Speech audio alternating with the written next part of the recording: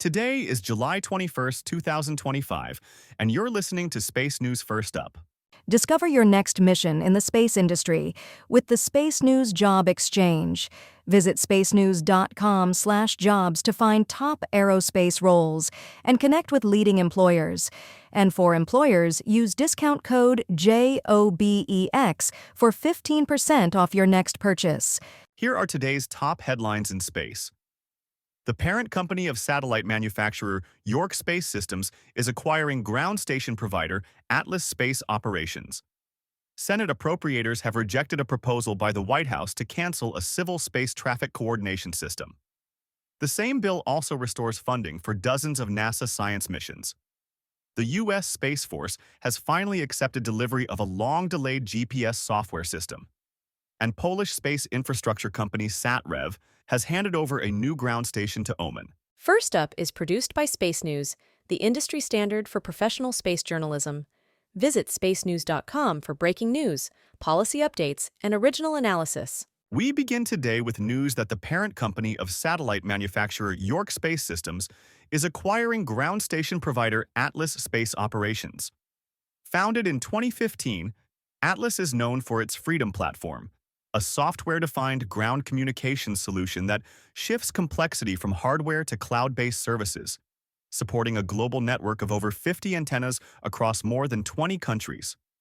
Atlas will continue to operate independently under its current brand, a move intended to preserve its existing customer base and allow it to pursue new business beyond York. Terms of the deal, announced Friday, were not disclosed. The acquisition is subject to FCC approval. Senate appropriators have rejected a proposal by the White House to cancel a civil space traffic coordination system. The report accompanying the Commerce, Justice, and Science spending bill, approved by the Senate Appropriations Committee last week, includes $60 million for the Office of Space Commerce, directing it to continue work on its traffic coordination system for space, TRAXIS.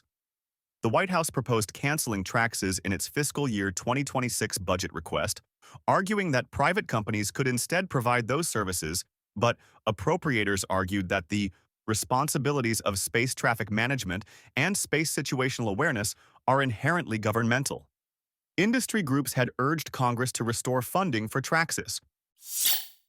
The same bill also restores funding for dozens of NASA science missions. The bill provides $7.3 billion for NASA science, approximately the same as 2025, whereas the White House request proposed a 47% cut. The report accompanying the bill concluded that the cancellations were driven by budget pressure rather than scientific value.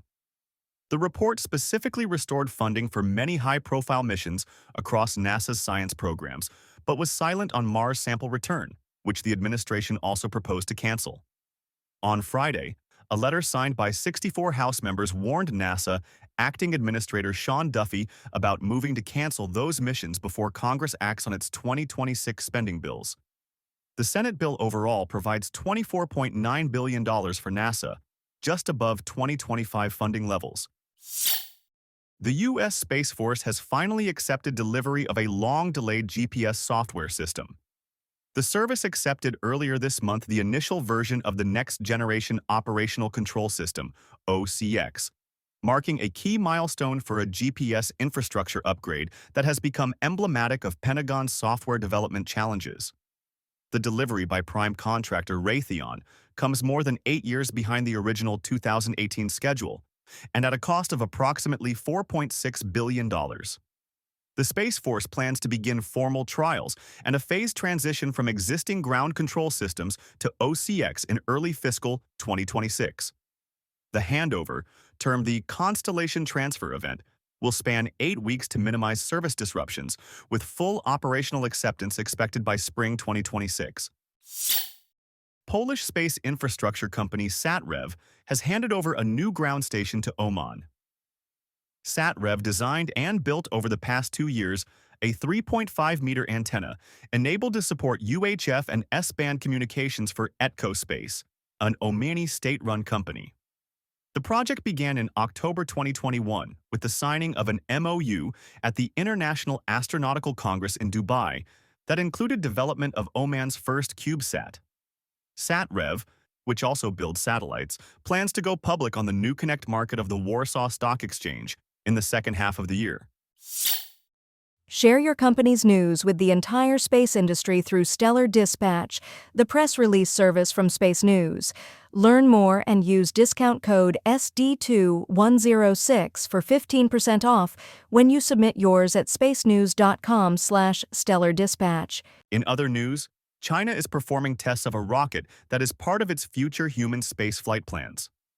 The China Academy of Launch Vehicle Technology, CALT, said recently it performed dynamic and static loads tests of a new rocket, but did not disclose the name of the vehicle.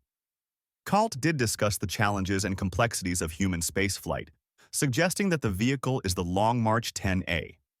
The Long March 10A is being developed to launch a variant of a new generation cruise spacecraft named Mengzhou to the Tiangong space station in low Earth orbit, as well as launching cargo missions. A 3-core version of the rocket is being developed for human lunar missions. Spaceflight Now reports that SpaceX launched more Starlink satellites Friday night. A Falcon 9 lifted off at 11:52 p.m. Eastern from Vandenberg Space Force Base in California on the Starlink 17-3 mission, placing 24 Starlink satellites into orbit. The satellites were deployed into a polar orbit to help improve coverage in places like Alaska. SpaceX said recently it plans to launch more than 400 Starlink satellites into such polar orbits by the end of this year to improve service in polar regions. The Wall Street Journal reports that breaking up with SpaceX is hard to do, the White House discovered. After President Trump threatened in June to terminate federal government contracts with companies affiliated with Elon Musk, the White House asked the Defense Department, NASA, and other agencies to provide scorecards listing the contracts they had with SpaceX and whether the work under them could be done by other companies. Those scorecards, though, found that most of the contracts were vital to those agencies, which may explain why the White House has not followed through with that threat to cancel them. TechCrunch reports that workers at SpaceX's Starbase facility continue to have high injury rates.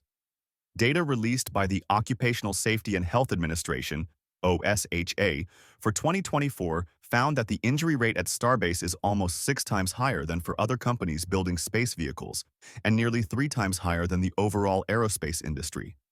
A former OSHA official called the high injury rates at Starbase a red flag regarding serious safety issues at the facility. CBS reports that a new poll finds strong public support for human missions to the Moon and Mars. A CBS News YouGov poll found that 67% of Americans supported sending humans back to the Moon, while 65% supported human missions to Mars. The poll, released to coincide with the 56th anniversary of the Apollo 11 landing, also found that 77% of Americans thought the Apollo program was worth the effort. The poll did not gauge the public's willingness to fund human spaceflight or its priority compared to other programs. Previous polls found that human Moon and Mars missions were a low priority among the public compared to other NASA efforts, like Earth science and planetary defense,